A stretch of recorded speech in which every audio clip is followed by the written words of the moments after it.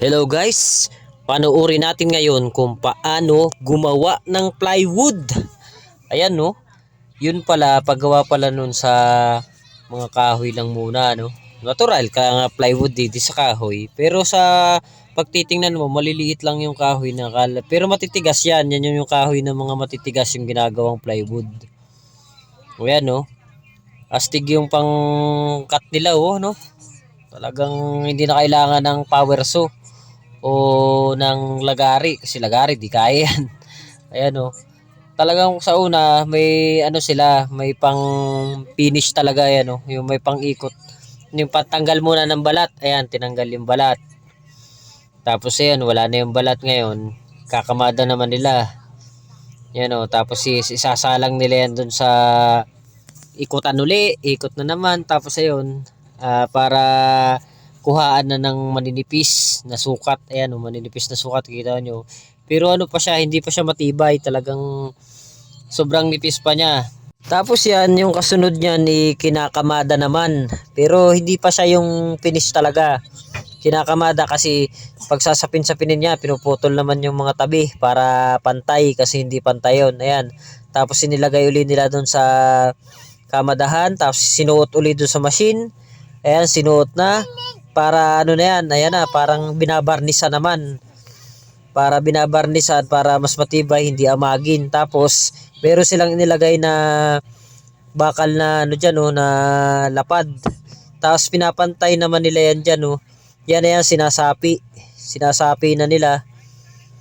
Ginaganon pa pala yun, parang idinidikit pa rin nila. Tapos ayan dinidikit pa hanggang sa kumapal. Ganun pala yung pagdiskarte sa paggawa ng plywood yan Tapos nilalapatan nila uli nung yan, parang akala mo parang carpet Tapos pag nasapi na nila na pantay-pantay na, isusuot naman nila dun sa parang yan yan yung tinutulak na yan para siguro pinapantayan, dinidigpi. Tapos pag labas, yung ganun na, kinuha na uli nila.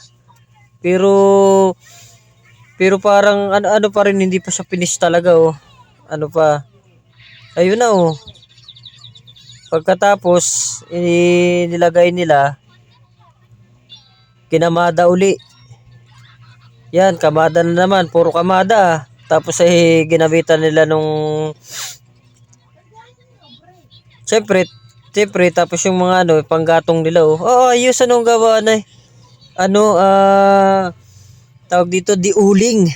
di gatong ng kahoy, plywood ang gatong. Ayos yung mga ritaso, napapakinabangan. Ibig sabihin wala silang sayang.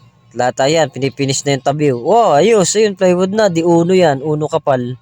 Yan pala yung mga plywood na mga binebenta dito sa atin yan yung sa India, ganyan sa kanila sa India talagang kahit na na talaga yan astig.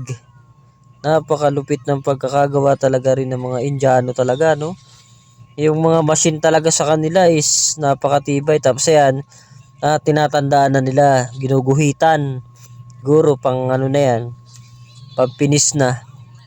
Tapos isasaplang na naman, sasaplang para kulayan, barnisan.